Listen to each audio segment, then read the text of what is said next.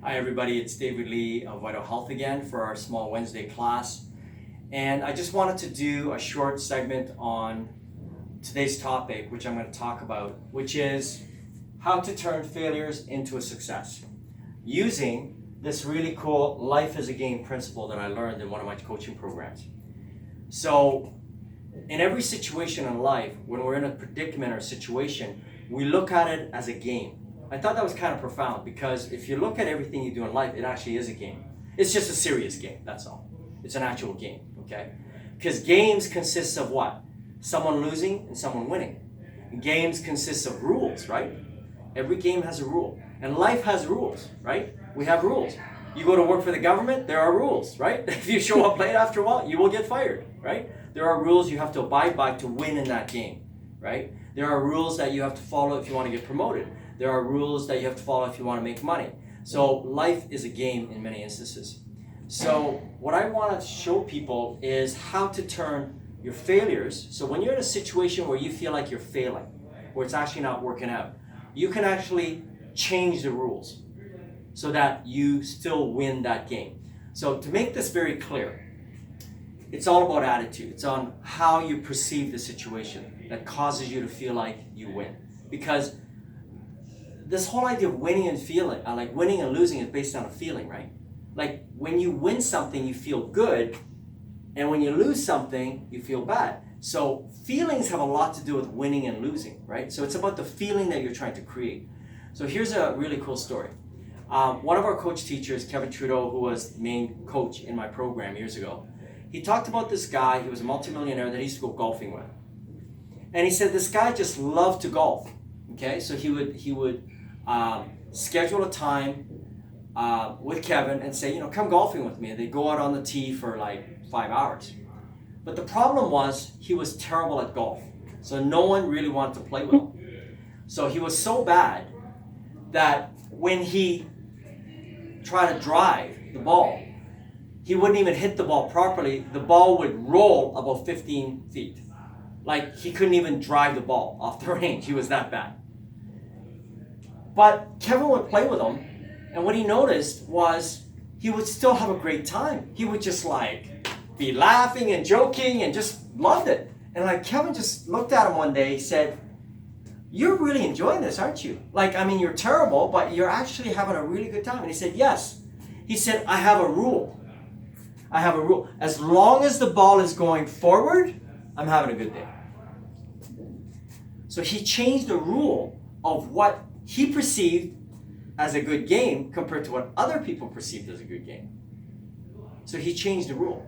So I learned something from this because what I realized was I had actually done that in my life in certain instances, and we can actually do that. So what I tell people to do is, okay, you're in a situation, say in a predicament that you cannot really control. So here's the situation. One of the situation I was in is I worked at General Motors on the assembly line many years ago when I was, in my teens, 18, 19 I started. I hated it. After the first 3 months, I found it very monotonous. It was good money. I had to stay there because I was saving up for school.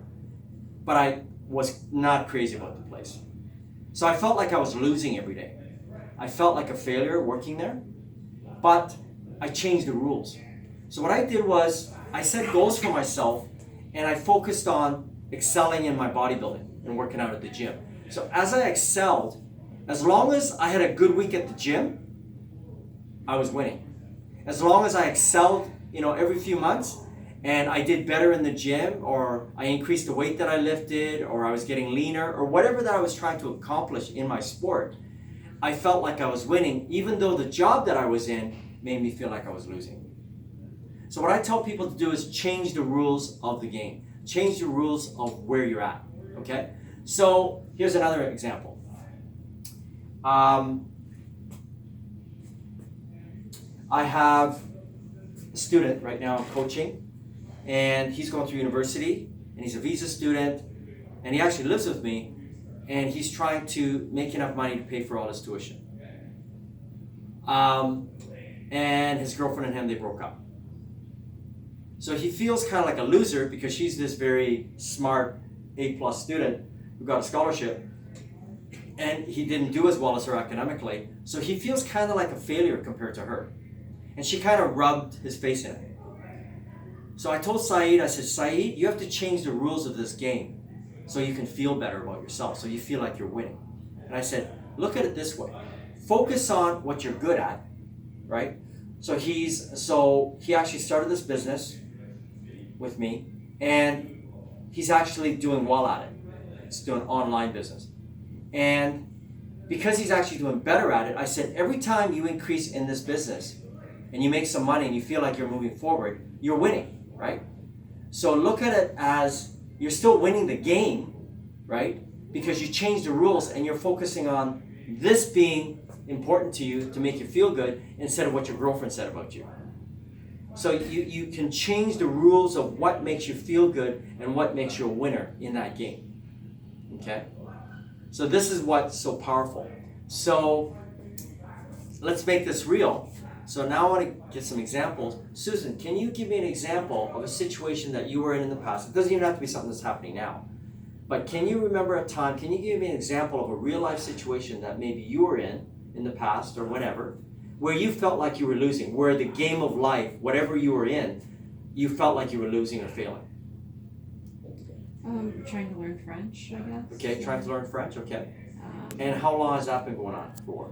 Since February. Since February, okay. And is it, you feel like you're failing, is it because are you passing? Are you getting decent marks at least, or? I just wasn't sure that I was learning it fast enough. Okay. But then I realized as long as I'm learning and just keep on trying. Okay. Okay. Yeah, it's progressing, okay. So, now, what made you feel like I'm the worst student in the class. Oh, you're, okay. Yeah. So you have the lowest mark. Is that what you're saying? Like that's kind of what is happening. Right, Okay. yeah. So I you get can, to make the most mistakes. right, that's right, yeah. I Okay. can relate. I went to university Yeah. to French at Yeah. 38 and everybody was 18. Yeah, yeah. that'd So be I good. can relate. Oh yeah, for sure. So we can change the rules on that. So the rule is, instead of looking at the mark, what you can do is you can set different criterias for yourself on winning. So you can look at it this way. An example that I would do is I actually don't like going to classrooms to learn languages because you feel like, a real loser, because you got some people that are so much better at it than you are. So I use apps.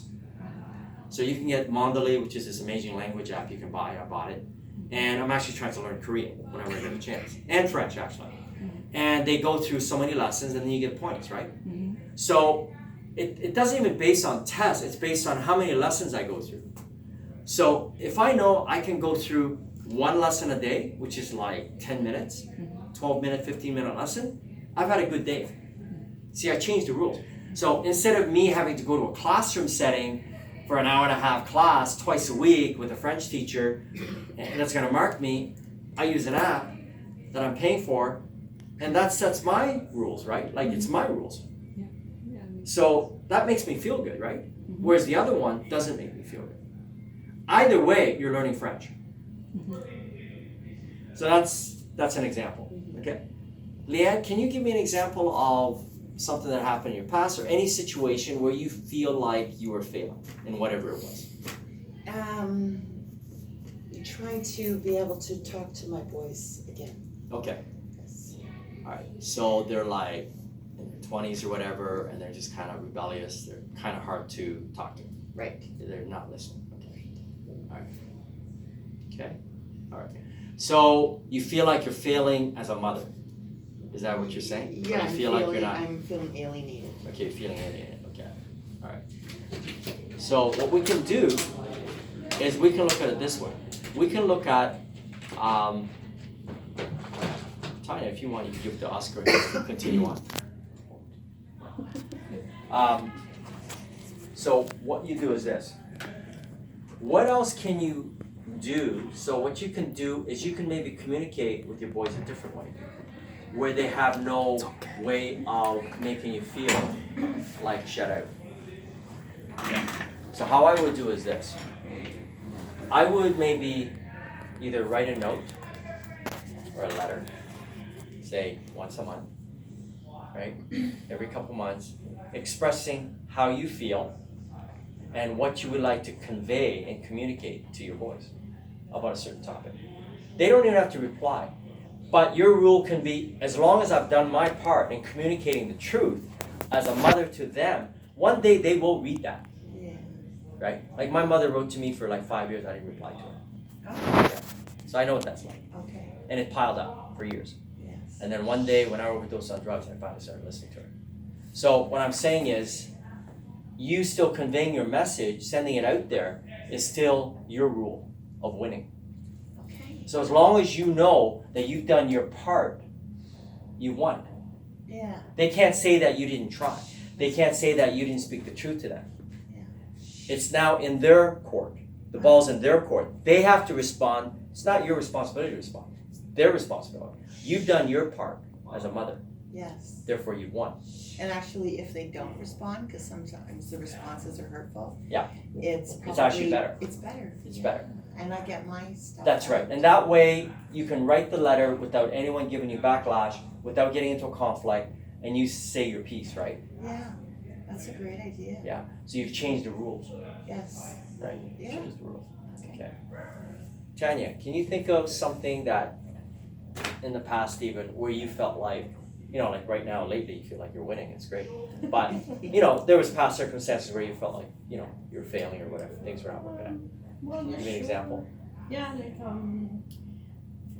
like there's a moment in life when all your friends are, getting married, having children, Yeah. and all this stuff. Yeah.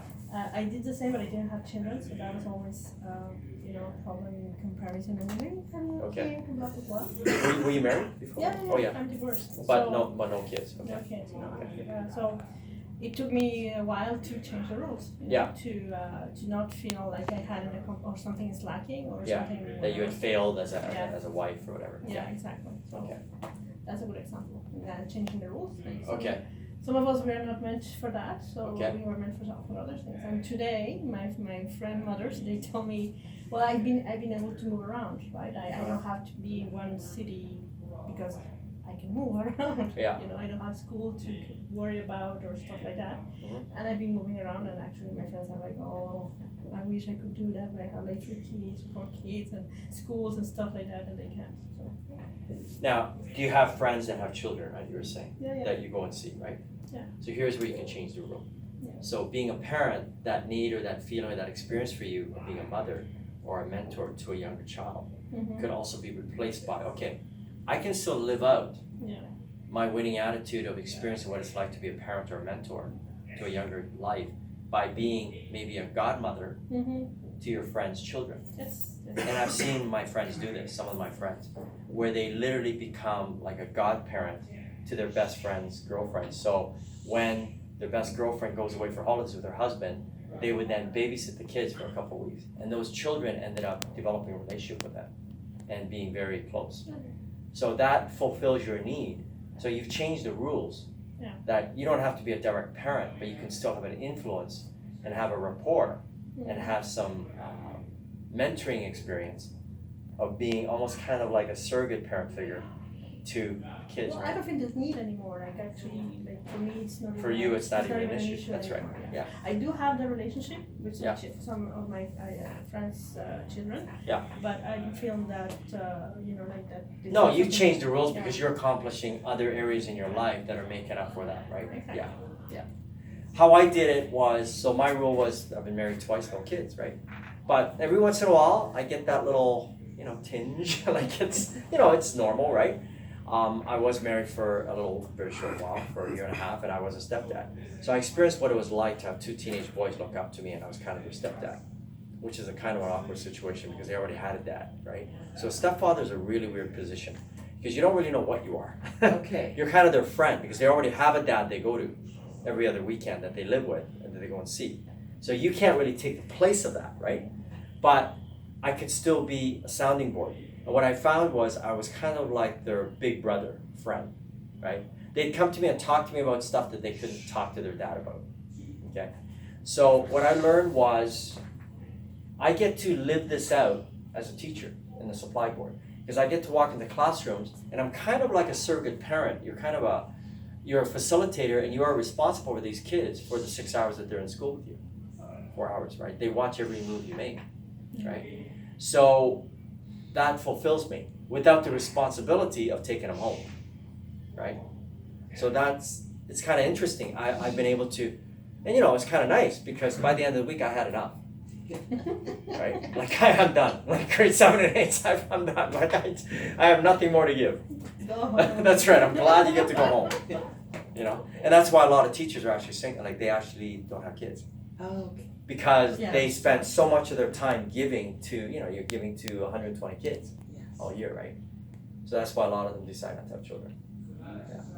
So that's okay. So this is the concept of life as a game principle. Okay. I just want to finish off with: is there any situation for any of you that you want to address where we can actually apply this? Is there anything that's like a challenge right now for you that makes you feel like, besides your kids, is there something that you feel like, again, you feel like you're losing it? Yes, for me. Yes, ma'am. It's trying to settle things up with a long-term, complicated Yeah. separation. Right. But when you try to speak to someone and they're talking in circles and then Yep. they become irate, and Right. so how do you deal with something like that? Really cool concept. Really cool concept. My ex-wife, she took off, abandoned the marriage 10 years ago. She didn't want to talk. No counseling, nothing. There was nothing I could do to get her to listen. Okay. Right? She was shutting me out. She was gone. Okay. So Jane concept I learned. You can't change others. You can't change others. Yes. But I can change me. My response. My life. Because what happens is my response will change them indirectly. So there's this concept called 100 monkey syndrome. Have you heard of it? No. This is really cool. This actually happened. So 100 monkey syndrome, off the coast of West Africa, a bunch of scientists did an experiment. I don't know how long ago. So there's a group of islands on west coast, Ivory Coast of Africa, and these species of monkeys live on these islands, and the islands are usually 5-10 miles apart. So there's no way that the monkeys can swim to the other islands and communicate with even though they're the same species, monkeys can't swim in the ocean, right? So, but these monkeys have been habitating these islands for a long time, and the scientists were studying their habits. So the scientists wanted to see how they actually communicate. So the one scientist took out a sweet potato. He found that there was a sweet potato in the island. So he dug it up and he started eating it in front of the monkey every day. He would wash it. After a while, one of the monkeys in the tribe for that island came out and started dug up the sweet, and you know how monkeys are smart, right? They'll watch what you do and then they'll mimic you. Started eating the sweet potato. Then the rest of the group started doing this every day, just like the scientists. Guess what happened? They had scientists at, multiple islands. They were all recording and communicating, and they were communicating with each other. Within so many months, I don't know exactly the period, all the monkeys on all the islands dug up a sweet potato and started eating it. Wow. This is called the 100 monkey syndrome. How do they communicate? So one of the things that proves this, one of the things that scientists are saying, is we live in a sea of matrix of thought. Frequency. Your thoughts are energy. So there is a consciousness among the monkeys that live on that island, and they sense each other's vibrations and their thoughts. So they subconsciously affect each other, right? So you've probably even heard this during Second World War. There was a consciousness in the world about Nazism, about anti-Nazi. Like there was this kind of heavy cloud on the whole globe. They wanted to eradicate, like Nazism, right? Like there was there was an energy. There was a certain thought that was pervading in everybody. There was a certain thought, Second World War, among the West against Japanese, Pearl Harbor. There was a hatred. There was this stigma. There was this racism, right? It hung everywhere. It's an energy. It's an actual thought pattern. So what I tell people is you can change the other person by you changing yourself. So what I learned to do is I didn't reach out to her anymore. I worked on me. So what I did was, what can I do to make my life better? That's what I started doing. I started coaching.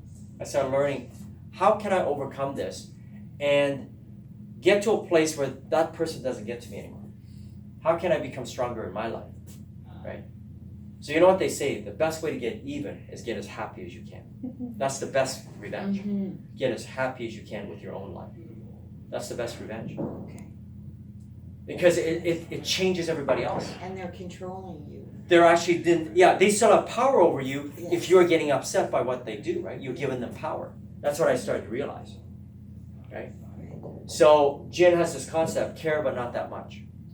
Care but not that much, right? That's the secret to happiness.